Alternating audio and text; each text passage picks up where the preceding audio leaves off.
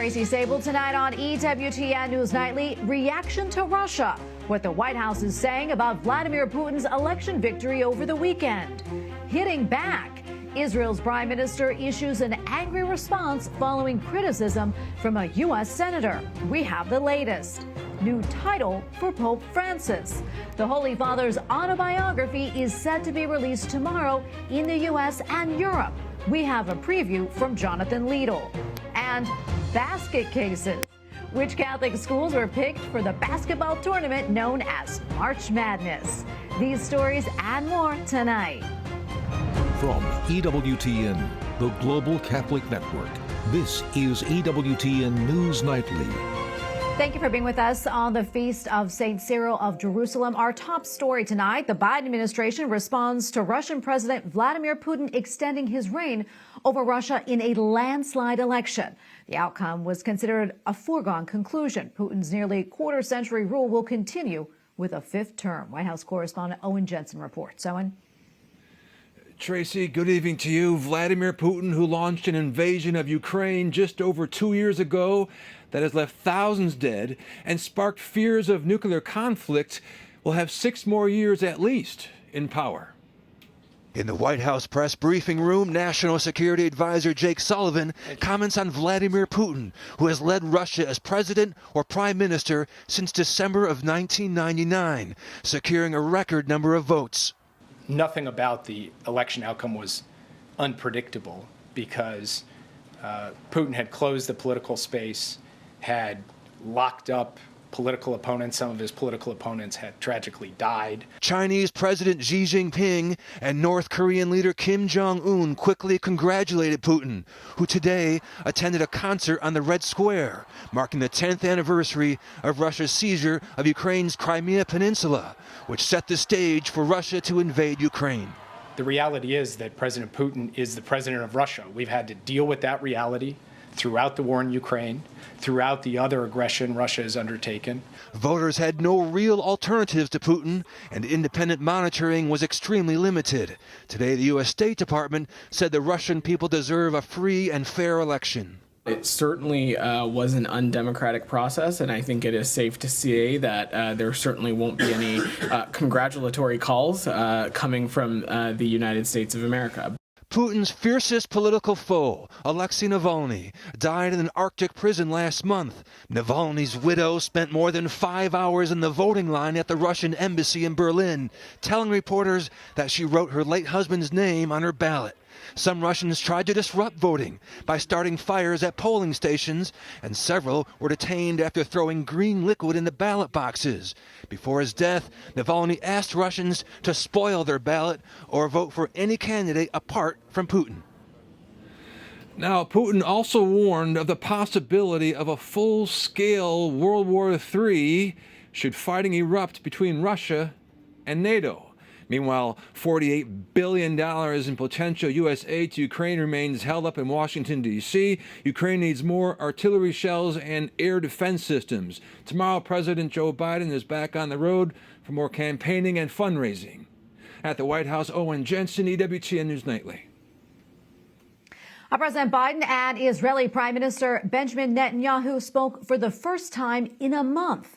The leaders discussed 2 key areas where tensions are growing: the necessity of getting more humanitarian aid into Gaza and the impending Israeli operation into Rafah. The president's national security advisor addressed the call in his briefing. Our position is that Hamas should not be allowed a safe haven in Rafah or anywhere else. But a major ground operation there would be a mistake. It would lead to more innocent civilian deaths, worsen the already dire humanitarian crisis, deepen the anarchy in Gaza, and further isolate Israel internationally. The phone call comes days after Senate Majority Leader Chuck Schumer, the highest-ranking Jewish American in the U.S. government, called for new elections in Israel, saying the Israeli prime minister was a major obstacle to peace. Netanyahu responded during a network interview. I think what he said is totally inappropriate. It's inappropriate for to go to a sister democracy and try to replace the elected leadership there. That's something that the Israeli public does on its own, and we're not a banana republic. I think the only government And for more, let's bring in a spokesman for the Israeli government, David Mencer. Sir, thank you so much for your time today. We appreciate it. The Prime Minister said the majority of Israelis support his policies. However, a report from the Director of National Intelligence said, quote, distrust of Netanyahu's ability to rule has deepened and broadened across the public from its already high levels before the war, and we expect large protests demanding his resignation and new elections. And according to a poll published by Channel 12, 64% of Israelis support early elections. What say you about this and your reaction? Do you think the Prime Minister will commit to early elections? Well, I'll tell you, Tracy, I'm here on the ground, and what I see around me here in Israel is unity. Unity for the government's objectives of really ridding this whole area, this whole region of Hamas. Secondly, of course, and concurrently, returning our hostages. And thirdly, making sure that Hamas never again is a problem to the people of Israel ever again. So I would say the reality on the ground is there is unity on these war aims, and that is the most important thing you should focus on. And of course, we know what Netanyahu said about Senator Schumer's comments. Has there been any reaction from Israelis to that? Well, to be frank, a lot of us are a little bit surprised. Israel is, of course, a sovereign nation with rules and laws. And we, the people of Israel, will decide when there are elections. So, of course, there will be elections at the right time, in due course. But it's not for anyone else outside of this country to interfere in internal Israeli politics. David, I want to talk about something else now. European Union's foreign policy chief, Joseph Borrell, he recently made comments regarding Israel's humanitarian aid into Gaza. Let's listen to his statement, and then I want your comments on the back end. Israel is provoking famine. Oh, how do you say that? What evidence do you have? Come on, what evidence do I have? Hundreds of trucks are waiting to enter. This is unacceptable. Starvation is used as a weapon of war. Yes, starvation is used as a weapon of war. David, your reaction to that? Well, that is a dreadful slur, and it doesn't simply bear any relation to the facts on the ground. Before this war, there were about 70 food trucks alone going into Gaza. Just today, there were 239, an average of about 200 every day. Hundreds and thousands of tons of humanitarian aid have gone into Gaza. And David, another thing I want to touch on is the raid on Al-Shifa Hospital in central Gaza. What can you tell us about that? Well, I can tell you that my latest information is that the raid is ongoing. We know that today we've apprehended around 80 people. We've killed around 20 terrorists, the most notable of whom is Faik Mubkhash, who is the internal security commander of Hamas. And David, speaking of peace, I understand there are talks that are happening right now in Doha. What can you tell us about that? Well, I can tell you that very, very short time ago, the Prime Minister convened a meeting with the Israeli negotiators, instructing them on our war aims, which are, of course, to release the hostages. And we're going to leave it right there. David Mencer, thank you so much, sir, for joining us today. We really appreciate it. You're welcome. Thank you. President Joe Biden turns his attention to abortion during a Women's History Month event at the White House. He says the freedom to choose is under assault. If you send me a Democratic Congress that supports reproductive freedom, I promise you, we will restore Roe v. Wade again as the law of the land. Vice President Kamala Harris also spoke about abortion at the event, saying 1 in 3 women of reproductive age live in a state with an abortion ban. But Susan B. Anthony, Pro-Life America, warns Democrats are pushing a no-limits abortion agenda. A practical impossibility. That is how attorneys for former President Trump are describing his effort to secure the full $464 million bond in his New York fraud case. Trump's legal team says that they have reached out to 30 underwriters, but potential insurers want cash, not properties, to back the bond. Trump is asking the court to delay posting bond until the appeal of the ruling is over. At present, the bond is due in 1 week. While the U.S. Supreme Court is taking up an important free speech case regarding social media, the case will tackle how far the federal government can go when striking down controversial posts, especially those on COVID-19 and election security. Louisiana, Missouri, and other parties have accused the Biden administration of squashing conservative points of view. The administration asserts that there is no instance where any government officials sought to coerce a platform's editorial decisions. A decision is expected by early summer. Brazil is Latin America's leading economy and one of the largest democracies in the world. But media reports and even the U.S. State Department say there are numerous verified accounts of human rights violations. Now, Brazil lawmakers are trying to raise awareness among U.S. lawmakers. Capitol Hill correspondent Eric Rosales has the latest. Good evening, Tracy. It's great to be with you. More than a dozen Brazilian lawmakers and exiled journalists came to Capitol Hill speaking out about the actions of Brazil's president and its Supreme Court. Human Rights Subcommittee Chair Congressman Chris Smith says violations of free speech and other atrocities are taking place in the Latin American country.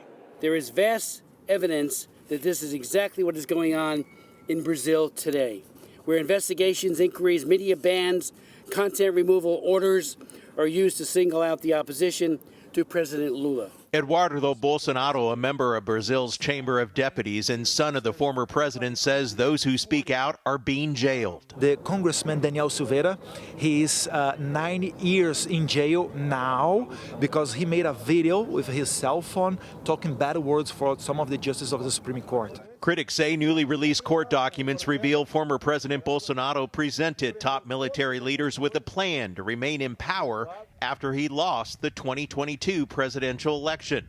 Bolsonaro has denied planning a coup and claims he's being persecuted. Others say they were censured by President Lula. Overnight, my social media was blocked in Brazil, my Brazilian passport was canceled, and my bank accounts were frozen by order of the Supreme Court Justice Alexandre de Moraes. Some see a troubling trend. The one we are seeing in Brazil is built in a more subtle and dangerous way. The judicial system itself is leading the institutional rupture, which makes it more difficult for the world to understand this sad and dangerous process. And Lula is pushing abortion. He's pushing a terrible socialist agenda upon the people of Brazil. And he's doing it by criminalizing great men and women who are in the opposition to his government in the parliament. The Brazilian lawmakers say the U.S. needs to get involved. We are living this right now, and with not even a single word from Biden administration, State Department, or any governmental authority from the homeland of democracy, the United States of America. Congressman Smith tells me that he is preparing legislation to address these issues. He's also planning to chair a hearing on human rights in Brazil in the coming weeks. At the Capitol, Eric Rosales, EWTN News Nightly. Now to the unrest in Haiti, where at least a dozen people were dead following a rampage of gang violence in two upscale neighborhoods. The communities had remained largely peaceful despite the recent surge in violent attacks. This comes amid concerns over the country's electricity. That's 4 power substations have been destroyed. Also in Haiti, more than 30 U.S. citizens left the country via charter flight. Yesterday, Pope Francis weighed in on the situation. He praised the release of some religious brothers and a teacher who were kidnapped 3 weeks ago. He called for further peace in the nation and the release of 2 remaining kidnapped religious. And we have a lot more still to come here on EWTN News Nightly, included Synod on Synodality. A list of discussion points have been unveiled ahead of October's gathering. We have analysis from EWTN's Dr. Matthew Bunson. And a look at some of the topics and thoughts held within the new autobiography of Pope Francis.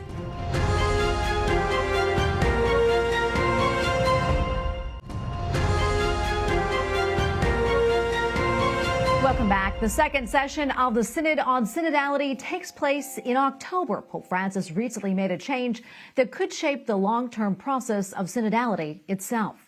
The Holy Father has introduced 10 themes, one per study group, to be discussed by church experts through June 2025. Topics include caring for the poor, the church's involvement in the digital world, and controversial topics such as the possibility of women deacons. Pope Francis has tasked Cardinal Mario Grech to coordinate the study groups. Matthew Bunson, Vice President and Editorial Director for EWTN News, joins us now. Matthew, great to be with you as always. So tell us, why is Pope Francis taking this route of introducing study groups? Well, in his letter to Cardinal Grech, who, as the General Secretary for the whole of the Synod, has the duty of sort of shepherding this whole synodal process, the Holy Father stressed that emerging out of the discussions last October in the Synod on Synodality Part 1, there were a number of very complicated theological and pastoral issues that were raised and that need to be studied further.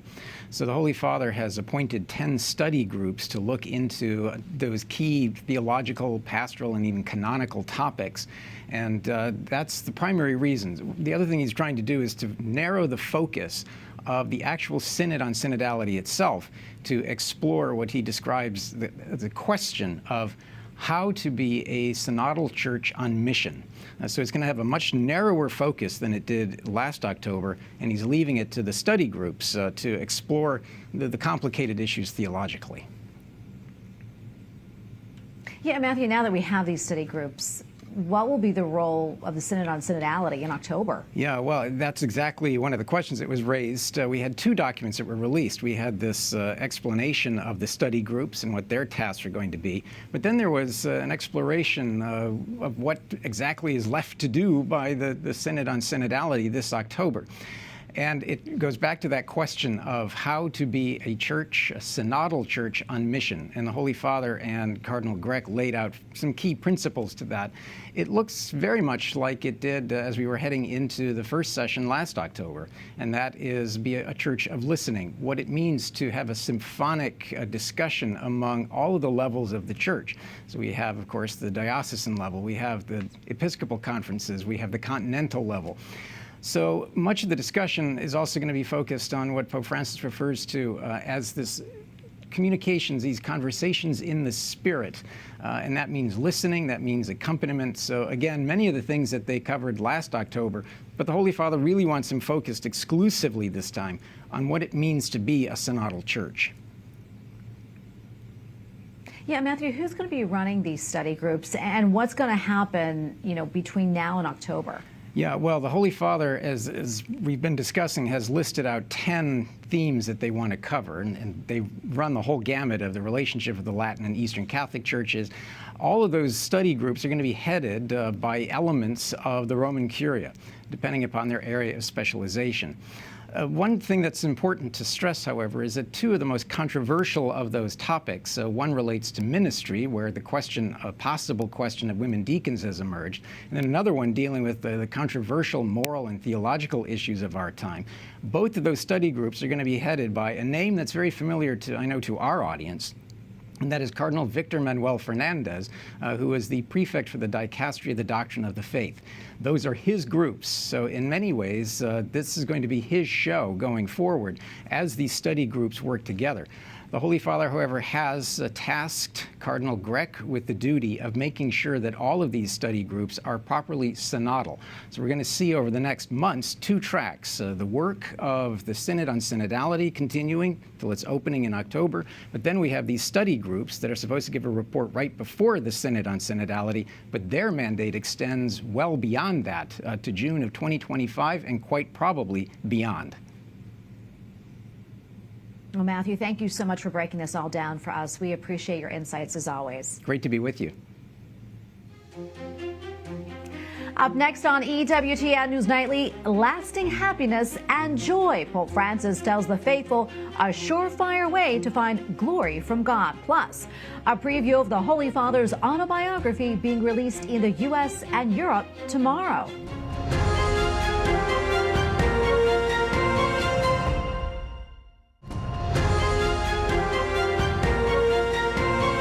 Francis reminds the faithful that true happiness is not found in success, fame, or popularity. Instead, God gives glory to those who are loving and forgiving to others.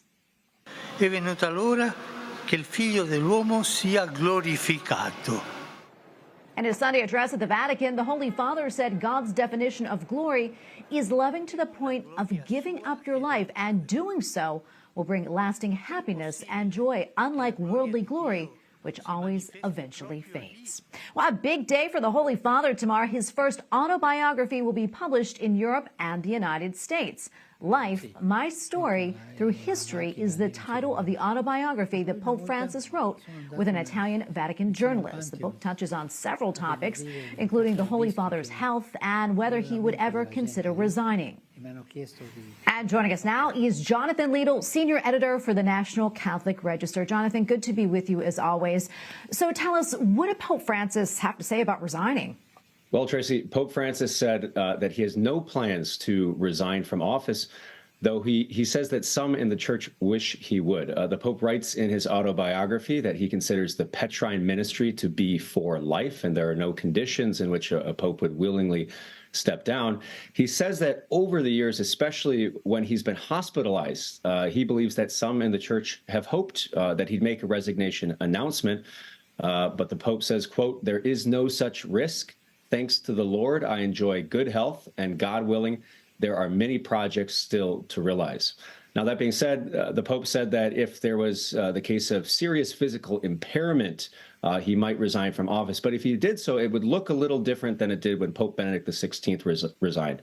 Rather than be Pope Emeritus and reside in the Vatican, Pope Francis would be wished to known as the Emeritus Bishop of Rome and would prefer to live at St. Mary Major Basilica, hearing confessions and making pastoral visits. Oh, Jonathan, what about Fiducia Supplicans? What did Pope Francis say about that? That's right. The Pope addressed Fiducia Supplicans, the controversial Vatican guidance allowing for non-liturgical blessings of same-sex couples and others in irregular situations. The Pope defended this controversial document. He said that it's all about letting people know and confirming that God loves everyone, especially sinners. The Pope also acknowledged the significant pushback that's come against this document from individual bishops, episcopal conferences, and even the bishops of Africa collectively. The Pope said he doesn't believe that Fiducia Supplicans is the antechamber of a schism, because the doctrine of the church is not called into question, he said. So while affirming that marriage between people of the same sex is not a possibility, the Pope did reiterate his support for civil unions. And he said, quote, "It is right that these people who live the gift of love can have legal coverage like everyone else." So those were his comments on that topic. And Jonathan, I know the Holy Father also weighed in on other hot-button issues. What can you tell us about that? Pope Francis, as he always does, reiterated his strong criticisms of abortion. He called abortion a criminal act akin to hiring a hitman, a phrase we've heard him use a number of times. He also had some harsh criticism of surrogacy, which he said is inhuman and threatens the dignity of men and women and treats children as commodities. An interesting nugget from Pope Francis, we of course know that the issue of stewardship of creation is important to him. He authored Laudato Si, the encyclical on that. But he said time is running out to save the planet, but he encouraged young activists not to resort to violence and also not to deface works of art, which has become a common tactic in that activist strategy. And Jonathan, before I let you go, I know that Pope Francis also looks back over his formative years. Any interesting details there? Yeah, absolutely. So obviously this gets into controversial issues, but it's an autobiography on his life. So we learned, for instance, we've known that Pope Francis had a girlfriend before seminary, but he shares in this new book that he had a small crush during seminary, right? He met a young woman at his uncle's wedding who he said he was dazzled by for a week. But luckily, thoughts of her passed, and he dedicated body and soul to his vocation. The Pope also shares that actually his hope was to be a missionary in Japan, but his request was denied due to health concerns. And the Pope says, he quips kind of jokingly, that things would have potentially looked very different for him and the church if he had been sent to Japan as he hoped. All right, we're going to leave it right there. Jonathan, great to be with you as always. We appreciate it. God bless. Thank you, Tracy. Finally tonight here in the United States, it is time for the annual NCAA men's basketball tournament, also known, of course, as March Madness. And around 10% of the 68-team field is made up by Catholic schools.